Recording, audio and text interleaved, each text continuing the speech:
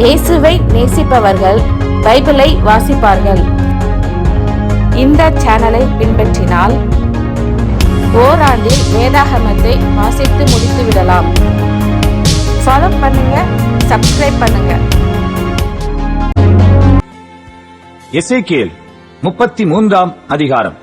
கர்த்தருடைய வார்த்தை எனக்கு உண்டாகி, அவர், மனுபுத்திரனே, நீ உன் ஜனத்தின் புத்திரரோடே பேசி அவர்களோடே சொல்ல வேண்டியதாவது, நான் தேசத்தின் மேல் பட்டயத்தை வரப்பண்ணுகையில் தேசத்தின் ஜனம் தங்கள் எல்லைகளிலுள்ள ஒருவனை அழைத்து அவனை தங்களுக்கு காவற்காரனாக வைத்த பின்பு, இவன் தேசத்தின் மேல் பட்டயம் வருவதைக் கண்டு எக்காளம் ஊதி ஜனத்தை எச்சரிக்கும் போது, எக்காளத்தின் சத்தத்தை கேட்கிறவன் அதை கேட்டும் எச்சரிக்கையாயிராமல் பட்டயம் வந்து அவனை வாரிக்கொள்ளுகிறது உண்டானால், அவனுடைய இரத்தப்பழி அவன் தலையின் மேல் சுமரும்.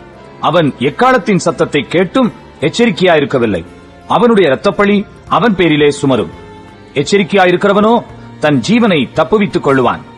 காவற்காரன் பட்டயம் வருவதைக் கண்டும் அவன் எக்காளம் ஊதாமலும் ஜனங்கள் எச்சரிக்கப்படாமலும் பட்டயம் வந்து அவர்களில் யாதொருவனை வாரிக்கொள்ளுகிறது உண்டானால், அவன் தன் அக்கிரமத்திலே வாரிக்கொள்ளப்பட்டான். ஆனாலும் அவன் இரத்தப்பழியை காவற்காரன் கையிலே கேட்பேன். மனுபுத்திரனே, நான் உன்னை இஸ்ரவேல் வம்சத்தாருக்கு காவற்காரனாக வைத்தேன். ஆகையால் நீ என் வாயினாலே வார்த்தையை கேட்டு என் நாமத்தினாலே அவர்களை எச்சரிப்பாயாக. நான் துன்மார்க்கனை நோக்கி, துன்மார்க்கனே, நீ சாகவே சாவாய் என்று சொல்லுகையில், நீ துன்மார்க்கனை தன் துன்மார்க்கத்தில் இராதபடி எச்சரிக்கத்தக்கதாக அதை அவனுக்கு சொல்லாமற் போனால், அந்த துன்மார்க்கன் தன் அக்கிரமத்திலே சாவான். ஆனாலும் அவன் இரத்தப்பழியை உன் கையிலே கேட்பேன். துன்மார்க்கன் தன் வழியை விட்டு திரும்பும்படி நீ அவனை எச்சரித்தும் அவன் தன் வழியை விட்டு திரும்பாமற் போனால், அவன் தன் அக்கிரமத்திலே சாவான், நீயோ உன் ஆத்துமாவை தப்புவிப்பாய். மனுபுத்திரனே, நீ இஸ்ரவேல் வம்சத்தாரை நோக்கி, எங்கள் துரோகங்களும் எங்கள் பாவங்களும் எங்கள் மேல் இருக்கிறது, நாங்கள் சோர்ந்து போகிறோம், நாங்கள் பிழைப்பது எப்படி என்று நீங்கள் சொல்லுகிறீர்கள்.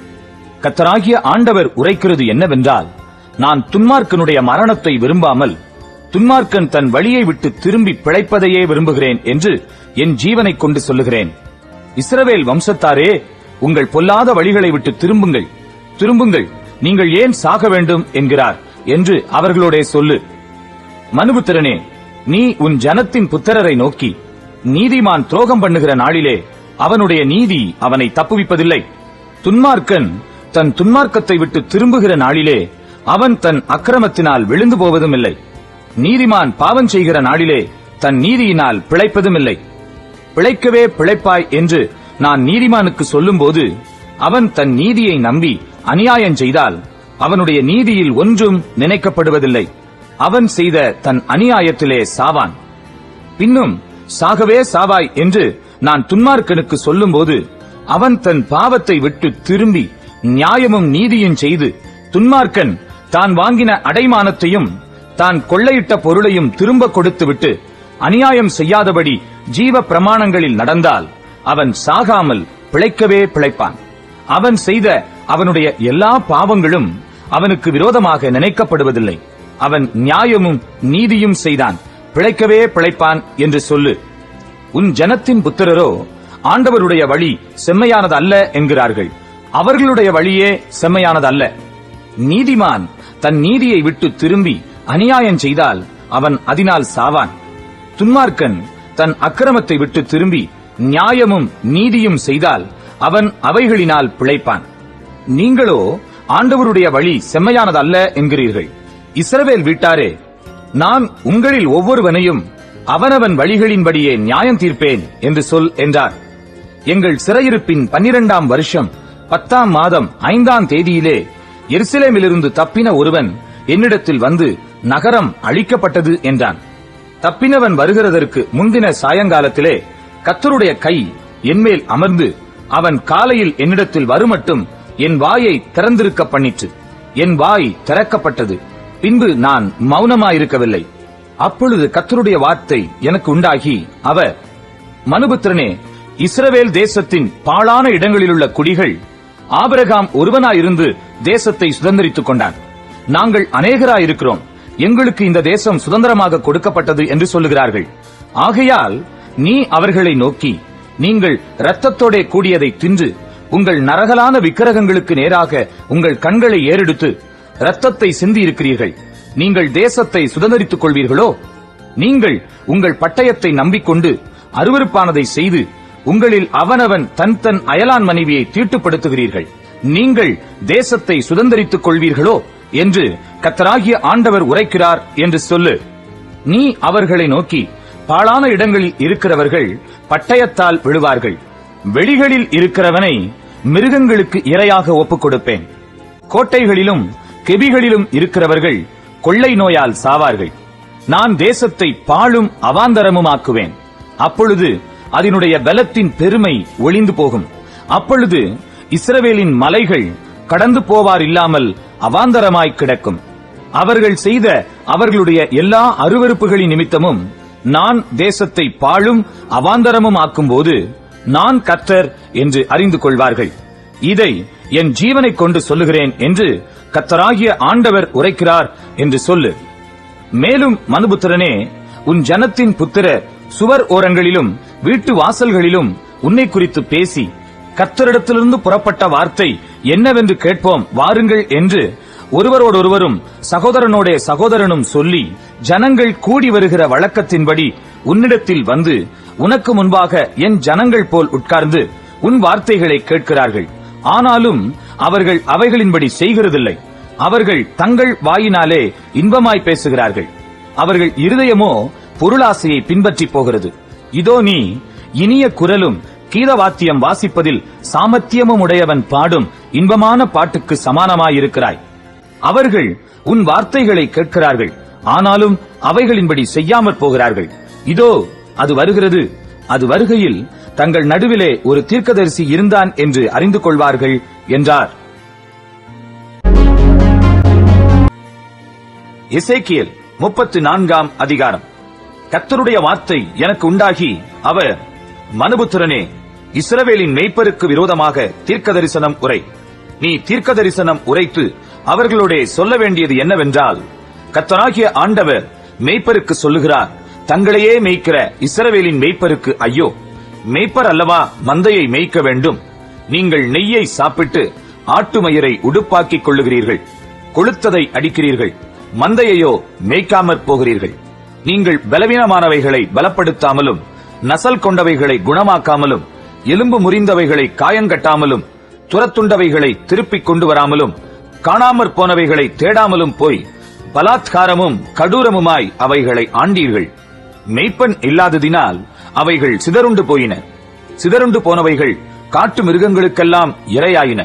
என் ஆடுகள் சகல மலைகளிலும் உயரமான சகல மேடுகளிலும் அலைப்புண்டு பூமியின் மீதெங்கும் என் ஆடுகள் சிதறித் திரிகிறது. விசாரிக்கிறவனும் இல்லை, தேடுகிறவனும் இல்லை. ஆகையால் மெய்ப்பரே, கர்த்தருடைய வார்த்தையை கேளுங்கள்.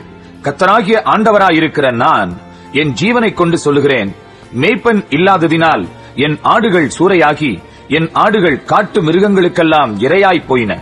என் மேய்ப்பர்கள் என் ஆடுகளை விசாரியாமற் போனார்கள். மேய்ப்பர்கள் மந்தையை மேய்க்காமல் தங்களையே மேய்த்தார்கள். ஆகையால் மெய்ப்பரே, கர்த்தருடைய வார்த்தையை கேளுங்கள். கர்த்தராகிய ஆண்டவர் சொல்லுகிறார், இதோ நான் மேய்ப்பருக்கு விரோதமாக வந்து என் ஆடுகளை அவர்கள் கையிலே கேட்டு, மேய்ப்பர் இனி தங்களையே மேய்க்காதபடி மந்தையை மேய்க்கும் தொழிலை விட்டு அவர்களை விலக்கி, என் ஆடுகள் அவர்களுக்கு ஆகாரமாயிராதபடி அவைகளை அவர்கள் வாய்க்கு தப்ப பண்ணுவேன் என்று சொல்லு. கர்த்தராகிய ஆண்டவர் சொல்லுகிறது என்னவென்றால், இதோ நானே என் ஆடுகளை விசாரித்து அவைகளை தேடி பார்ப்பேன். ஒரு மேய்ப்பன் சிதறுண்ட தன் ஆடுகளின் நடுவே இருக்கிற நாளில் தன் மந்தையை தேடிக் கொண்டிருக்கிறது போல, நான் என் ஆடுகளை தேடி மப்பும் மந்தாரமுமான நாளிலே அவைகள் சிதறுண்டு போன எல்லா இடங்களிலும் இருந்து அவைகளை தப்பி வர பண்ணி, அவைகளை ஜனங்களிடத்திலிருந்து புறப்படவும் தேசங்களிலிருந்து சேரவும் பண்ணி, அவைகளுடைய சுய தேசத்திலே அவைகளை கொண்டு வந்து இஸ்ரவேல் மலைகளின் மேலும் ஆறுகள் அண்டையிலும் தேசத்தின் சகல வாசஸ்தலங்களிலும் அவைகளை மேய்ப்பேன். அவைகளை நல்ல மேய்ச்சலிலே மேய்ப்பேன். இஸ்ரவேலுடைய உயர்ந்த மலைகளில் அவைகளுடைய தொழுவம் இருக்கும். அங்கே அவைகள் நல்ல தொழுவத்தில் படுத்துக்கொள்ளும். இஸ்ரவேலின் மலைகளின் மேல் நல்ல மேய்ச்சலை மேயும். என் ஆடுகளை நான் மேய்த்து அவைகளை நான் மடக்குவேன் என்று கர்த்தராகிய ஆண்டவர் சொல்லுகிறார். நான் காணாமற் போனதை தேடி துரத்துண்டதை திரும்ப கொண்டு வந்து, எலும்பு முறிந்ததை காயங்கட்டி, நசல் கொண்டதை திடப்படுத்துவேன். நியாயத்துக்கு தக்கதாய் அவைகளை மேய்த்து புஷ்டியும் பலமும் உள்ளவைகளை அழிப்பேன். என் மந்தையே, கர்த்தராகிய ஆண்டவர் சொல்லுகிறது என்னவென்றால், இதோ ஆட்டுக்கும் ஆட்டுக்கடாக்களுக்கும் வெள்ளாட்டு கடாக்களுக்கும் நான் நியாயம் தீர்ப்பேன். நீங்கள் நல்ல மேய்ச்சலை மேய்ந்து உங்கள் மேய்ச்சல்களில் மீதியானதை உங்கள் கால்களால் மிதிக்கலாமா? தெளிந்த தண்ணீரை குடித்து மீதியாயிருக்கிறதை உங்கள் கால்களால் குழப்பி போடலாமா? என் ஆடுகள் உங்கள் கால்களால் மிதிக்கப்பட்டதை மேயவும் உங்கள் கால்களால் குழப்பப்பட்டதை குடிக்கவும் வேண்டுமோ? ஆகையால் கர்த்தராகிய ஆண்டவர் அவைகளை நோக்கி, இதோ நானே கொழுத்த ஆடுகளுக்கும் இளைத்த ஆடுகளுக்கும் நியாயம் தீர்ப்பேன். நீங்கள் பலவீனமாயிருக்கிறவைகளை எல்லாம் புறம்பாக்கி சிதற பண்ணும்படி அவைகளை பக்கத்தினாலும் முன்னந்தொடையினாலும் தள்ளி உங்கள் கொம்புகளைக் கொண்டு முட்டுகிறபடியினாலே நான் என் ஆடுகளை இனி சூறையாகாதபடிக்கு ரட்சித்து ஆடுகளுக்கும் நியாயம் தீர்ப்பேன். அவர்களை மேய்க்கும்படி என் தாசனாகிய தாவீது என்னும் ஒரே மேய்ப்பனை நான் அவர்கள் மேல் விசாரிப்பாயிருக்க ஏற்படுத்துவேன். இவர் அவர்களை மேய்த்து இவரே அவர்களுக்கு மேய்ப்பனாயிருப்பார். கர்த்தராகிய நான் அவர்களுக்கு தேவனாக இருப்பேன். என் தாசனாகிய தாவீது அவர்கள் நடுவில் அதிபதியாயிருப்பார். கர்த்தராகிய நான் இதை சொன்னேன். நான் அவர்களோடு சமாதான உடன்படிக்கை செய்து துஷ்ட மிருகங்களை தேசத்தில் இராதபடிக்கு ஒழிய பண்ணுவேன். அவர்கள் சுகமாய் வனாந்தரத்தில் தாபரித்து காடுகளில் நித்திரை பண்ணுவார்கள். நான் அவர்களையும் என் மேட்டின் சுற்றுப்புறங்களையும் ஆசீர்வாதமாக்கி ஏற்ற காலத்திலே மழையை பெய்ய பண்ணுவேன். ஆசீர்வாதமான மழை பெய்யும். வெளியின் விருட்சங்கள் தங்கள் கனியை தரும். பூமி தன் பலனை கொடுக்கும். அவர்கள் தங்கள் தேசத்தில் சுகமாயிருப்பார்கள். நான் அவர்கள் நுகத்தின் கயிறுகளை அறுத்து அவர்களை அடிமை கொண்டவர்களின் கைக்கு அவர்களை நீங்களாக்கி விடுவிக்கும் போது நான் கர்த்தர் என்று அறிந்து கொள்வார்கள். இனி அவர்கள் புறஜாதிகளுக்கு கொள்ளையாவதில்லை. பூமியின் மிருகங்கள் அவர்களை பட்சிப்பதும் இல்லை. தத்தளிக்க பண்ணுவார் இல்லாமல் சுகமாய் தங்குவார்கள். நான் அவர்களுக்கு கீர்த்தி பொருந்திய ஒரு நாற்றை எழும்ப பண்ணுவேன். அவர்கள் இனி தேசத்திலே பஞ்சத்தால் வாரிக்கொள்ளப்படுவதும் இல்லை. இனி புறஜாதிகள் செய்யும் அவமானத்தை சுமப்பதும் இல்லை. தங்கள் தேவனாகிய கர்த்தராயிருக்கிற நான் தங்களோடே இருக்கிறதையும் இஸ்ரவேல் வம்சத்தாராகிய தாங்கள் என் ஜனமாயிருக்கிறதையும் அவர்கள் அறிந்து கொள்வார்கள் என்று கர்த்தராகிய ஆண்டவர் சொல்லுகிறார். என் மந்தையும் என் மேய்ச்சலின் ஆடுகளுமாகிய நீங்கள் மனுஷர், நான் உங்கள் தேவன் என்று கர்த்தராகிய ஆண்டவர் உரைக்கிறார் என்று சொல் என்றார்.